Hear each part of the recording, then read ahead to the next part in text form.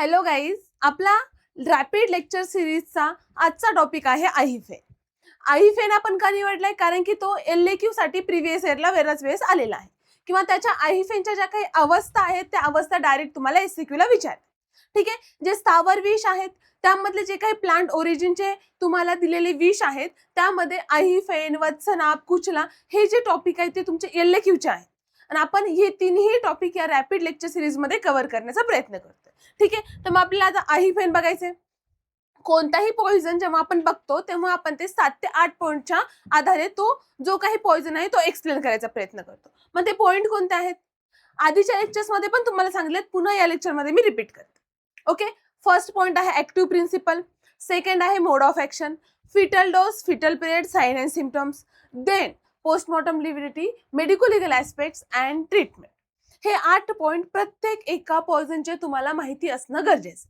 ठीक आहे, चार्ट बनवताना पण चार्ट मध्ये जेव्हा इकडे तुम्ही मेन टॉपिक पॉइंट्स टाकाल ना, त्या पॉइंट्स मध्ये तुम्हाला हे 8 पॉइंट्स आले पाहिजे.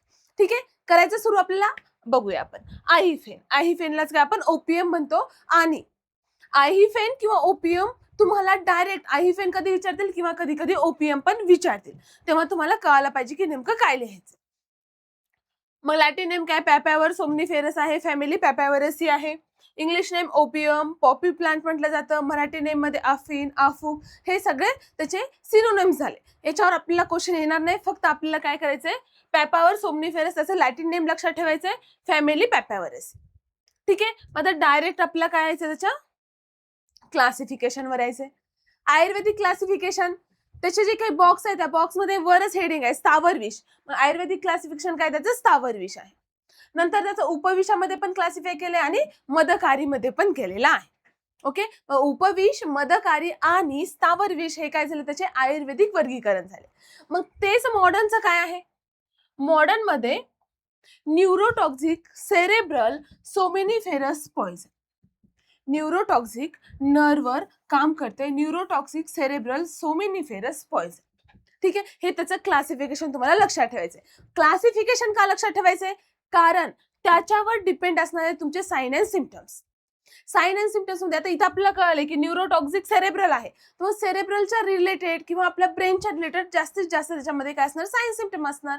मग त्यामुळे आपल्याला काय करायचं आहे, क्लासिफिकेशन लक्षात ठेवायचंय. मग आता ऍक्टिव्ह प्रिन्सिपल काय काय त्याच्यामध्ये? ऍक्टिव्ह प्रिन्सिपल मध्ये पुन्हा 3 कॅटेगरी दिलेल्या आहेत. कोणत्या दिल्यात? एक तर नॅचरली जे आपल्याला भेटतं, ज्यावर कोणत्याही प्रकारची प्रोसेस केली जात नाही, असं जे काही आपल्याला भेटणार आहे त्याला काय म्हटलंय, नॅचरल म्हटलं. त्यानंतर सिंथेटिक डेरिव्हेटिव्ह आणि सेमी सिंथेटिक डेरिव्हेटिव्ह. मग मेन तुम्हाला लक्षात ठेवायचे नॅचरलचे काय? मॉर्फिन, कोडीन, पॅपॅवरिन आणि नार्कोटिन. पॅपावरिन त्याच्या नावावरून लक्षात राहील. ओके, पॅपावरिन त्याच्या नावावरून लक्षात राहील. मॉर्फिन, कोडीन आणि नार्कोटिक हे तुम्हाला 4 लक्षात राहिलेच पाहिजे. ओके, हे काय करायचे, 4 लक्षात ठेवायचे. त्याच्यामध्ये तुम्ही असं म्हणू शकता PMNC हा पण कोड तुम्ही लक्षात ठेवू शकता. PMNC हा कोड लक्षात ठेवू शकता. P वरून काय सांगितलेलं आहे, पॅपॅवरिन सांगितलं, M वरून मॉर्फिन सांगितलं, N वरून नार्कोटिन सांगितलं आणि C वरून कोडीन सांगितले. हे नॅचरल जे ऍक्टिव्ह प्रिन्सिपल आहेत ते तर तुमच्या लक्षात राहिलेच पाहिजे. मग बाकी सिंथेटिक मध्ये पेटिथिडिन हे लक्षात राहिलं तर ठेवा, बाकी काही तेवढी गरज नाही. पण सेमी सिंथेटिक मध्ये heroine which is a brown sugar. मार्केटमध्ये हिरोईन या नावाने त्याला विकलं जात नाही, तर ब्राऊन शुगर म्हणून त्याची मार्केटिंग केली जाते, कारण की त्यावर बॅन आहे, म्हणून त्याला ब्राऊन शुगर हे नाव सिनोनिम दिलेलं आहे.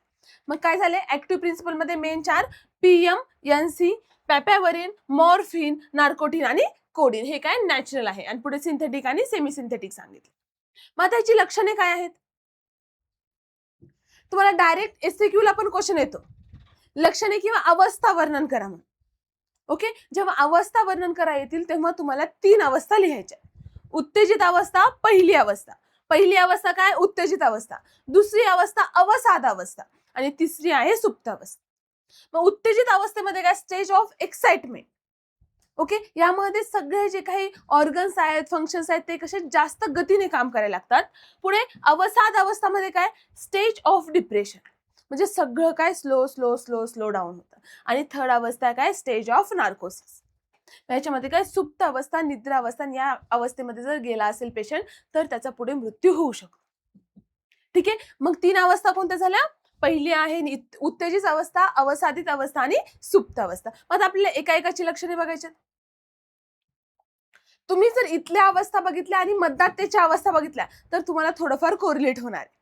ठीक आहे. मतदातेच्या अवस्था पण एलएक्यूला टॉपिक येतो. व स्टेजेस ऑफ अल्कोहोलिझम ते पण एलएक्यूचा टॉपिक आहे.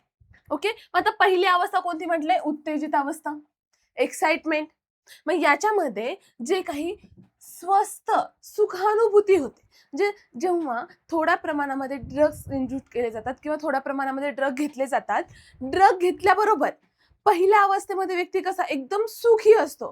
त्याला वाटतं की माझ्या इतकं सुखी कोणीच नाही, माझ्याकडे सगळं काय आहे. मग त्याला काय होते? सुखाची अनुभूती होते. मन क्षणिक उडाण भरतं, म्हणजे मी आकाशात उडत आहे असं त्याला वाटतं. मग मनाचे क्षणिक उडाण होते, हसणे, विभ्रम हे सगळं त्याचं सुरू असतं. ठीक आहे. किंवा ज्या काही हसण्याच्या क्रिया आहेत, वाद्य वाजवण्याच्या क्रिया आहेत, ह्या सगळ्यात जास्त प्रमाणामध्ये क्रिया माणूस करू लागतो.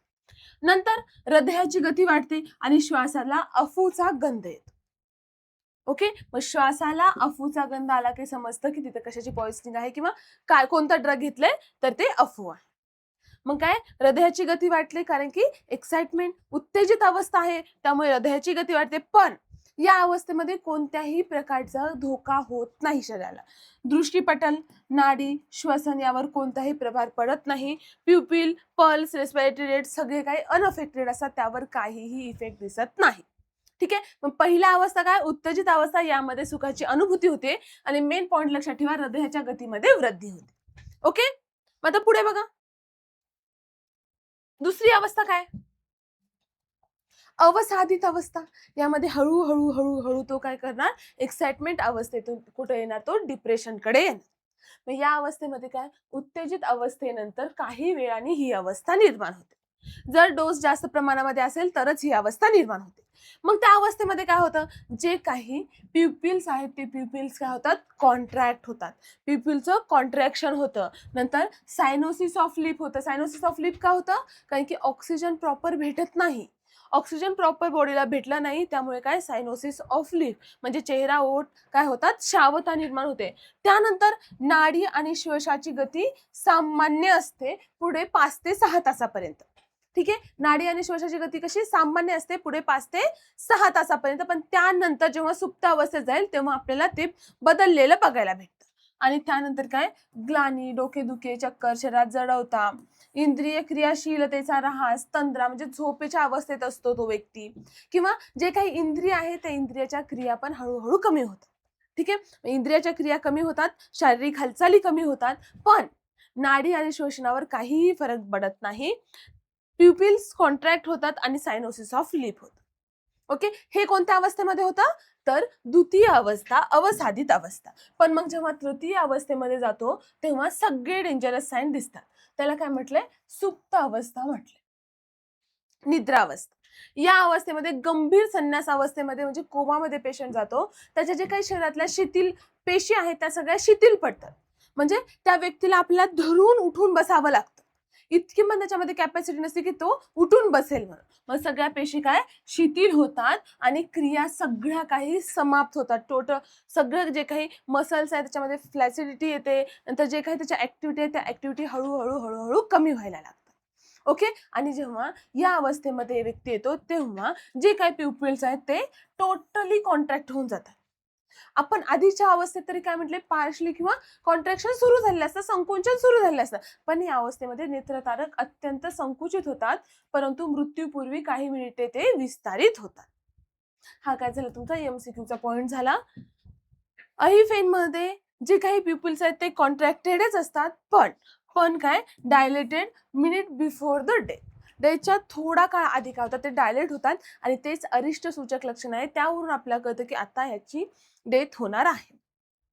ठीक आहे. आणि मग पुढे काय? श्वासाची गती मंदावते, तापमानही कमी होतं. ठीक आहे. श्वासाची गती मंदावते, तापमान कमी होतं, त्वचा थंड होते, चेहरा, होठ निळे, तोंडातून फेस येणे ही सगळे लक्षणे दिसू लागतात.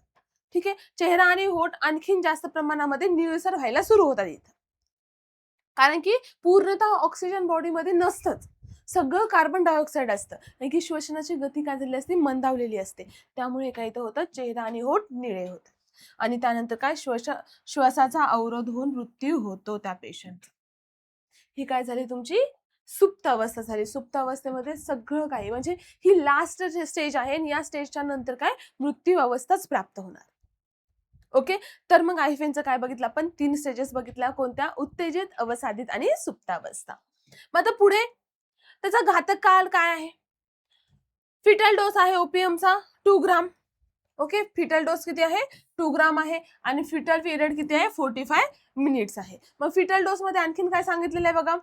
अपवादात्मक 60 mg घेऊन सुद्धा मृत्यू होतो तर कधी कधी 200 mg घेऊनही मृत्यू होत नाही. मग ते अपवाद आहेत जे की पेशंटच्या इम्युनिटीवर डिपेंड असतं. त्याचा टॉलरन्स किती आहे, त्याची हायपर सेन्सिटिव्हिटी किती आहे त्यावर डिपेंड असतं. जर लेस टॉलरंट पेशंट असेल तर त्याला 60 mg जरी घेतलं तरी ते काय फिटल ठरतं. आणि जर हाय टॉलरंट पेशंट असेल तर त्याच्यामध्ये काय 20 mg घेतलं तरी पण काही त्याला फरक जाणवत नाही. आणि सामान्यतः कालावधी 9 ते 12 तासामध्ये डेथ होते. ओके. हे झालं फिटल डोस, फिटल पिरियड. मग मरणोत्तर स्वरूप काय दिसतं? ऑब्व्हियसली आपण जे काही साइन सिम्पटम बघितलेत, साइन सिम्पटम मध्ये आपण काय बघितलंय? सायनोसिस बघितलंय, मुख ओठ काळे पडतात नंतर निळे पडतात, हे साइन सिम्पटम मध्ये बघितलं. मग तेच काय होणार आहे कंटिन्यू होणार आहे तुमचं मरणोत्तर स्वरूपमध्ये. काय श्वास अवरोधाची लक्षणे दिसतात, चेहरा काळा, बोटे नखे निळी दिसतात. हे एक मेन साईन आहे याच्या पॉइझनिंगचा. जेव्हा चेहरा काळा पडेल, सायनोसिस होईल, तेव्हा काय होतं ब्लॅक फेस, ब्ल्यू नेल्स हे त्याचं मेन साईन आहे. आणि मानेच्या शिरा फुगलेल्या असतात. इथल्या ह्या ज्या काही शिरा आहेत त्या काय फुगलेल्या दिसून येतात आणि तोंडाला फेस येतं आणि गंध, अफूचा एक विशिष्ट गंध असतो, तो गंध त्याच्या तोंडाला असतो. ओके. आणि जर बाकी जर आपले विजरल ऑर्गन्स जर आपण एक्झामिनेशन्स केलं, ओके, हे तर आपल्याला वरून दिसते. श्वास अवरोधजन्य लक्षणे दिसत आहेत, मुख काळवंडेला दिसतंय, नख निळे दिसतात, हे आपल्याला वरून दिसतंय. परंतु जेव्हा आपण विजराचं एक्झामिनेशन करू तेव्हा कंजेशन दिसेल आपल्याला. म्हणजे श्वास प्रणाली म्हणजेच काय रिस्पिरेटरी ट्रॅक, त्याच्या ब्रांचेस, लंग्स, ब्रेन या सगळ्यांमध्ये काय होणार आहे कंजेशन होणार आहे. ओके. मग काय श्वास प्रणाली, शाखा, फुफ्फुस, मस्तक निषिद्ध रक्ताधिक्य तिथं होतं आणि तिथं काय होतं कंजेशन होतं आणि हळूहळू हळूहळू ते डिसफंक्शन व्हायला सुरू होतं. ठीक आहे. हे काय झाली मरणोत्तर स्वरूप पीएम अपिअरन्स. मग आता मेडिको लिगल ऍस्पेक्ट काय आहे? मेन तर याचं पॉइझनचं कारण आहे मनोरंजनासाठी. म्हणजे काय आपण ॲज अ ड्रग किंवा ड्रग जे काही ॲडिक्ट असतात ना त्या पेशंटमध्ये जास्तीत जास्त प्रमाणामध्ये ह्याची विषाक्तता जाणवती. का? कारण की त्यांना किती मात्रा घ्यायची हे माहिती नसतं. त्यामुळे त्या पेशंटमध्ये जाणवतं. नंतर हत्येसाठी वापरतात एखाद्याच्या, प्राण्यांच्या हत्या असू द्या, माणसांच्या हत्या असू द्या, शिशु पक्षींच्या हत्येसाठी, आकस्मिकरित्या ॲक्सिडेंटली आणि औषधामध्ये जर अति प्रमाणामध्ये उपयुक्त झाला तर पण ते आपल्याला पॉइझनच ठरू शकतं. ठीक आहे. हे तुम्ही लिहू शकता मेडिकल लिगल ऍस्पेक्ट्स. मग आता चिकित्सा काय? मेन चिकित्सा आहे वमन द्या. विरेचनापेक्षा वमन ही चिकित्सा श्रेष्ठ आहे. मग वमन देण्यासाठी काय करायचं? रिठा, मोहरी, मिठाचं पाणी घ्यायचं आणि त्या पेशंटला प्यायला द्यायचं. मग ते प्यायला दिल्यामुळे काय होणार? जे काही पोटामध्ये गेलेला अफवा आहे तो सगळा बाहेर येईल. पण हा फक्त आणि फक्त अवसादित अवस्थेत आणि उत्तेजित अवस्थेत दिलं तरच होईल. सुप्त अवस्थेकडे जेव्हा पेशंट जातो तेव्हा त्याला ट्रीटमेंट देऊनही काही फायदा नसतो. ठीक आहे. मग क्रिटिकल एक्सेप्शन्स मध्ये काय वमना आपण स्टमक ट्यूब टाकू शकतो किंवा गॅस्ट्रिक लावेज पण त्याला देऊ शकतो. परंतु जनरली आपण काय करतो त्या पेशंटमध्ये रिठा, मोहरी आणि मिठाच्या पाण्यासोबत वमन करायला सांगतो आणि विरेचनामध्ये आपण मॅग्नेशियम सल्फेट देतो. ठीक आहे. वमन विरेचन, पण विरेचनापेक्षा वमन श्रेष्ठ आहे कारण की वमन हे ऊर्ध्वजत्रुगत रोग आहे. ऊर्ध्वजत्रुगत जे काही विष आहे त्याला पटकन बाहेर टाकतं. जोपर्यंत ते खालच्या भागात जाईल तोपर्यंत पेशंट निद्रा अवस्थेत, सुप्त अवस्थेत जातं. म्हणून आपण मोस्ट प्रेफर करतो की वमनच दिलं पाहिजे.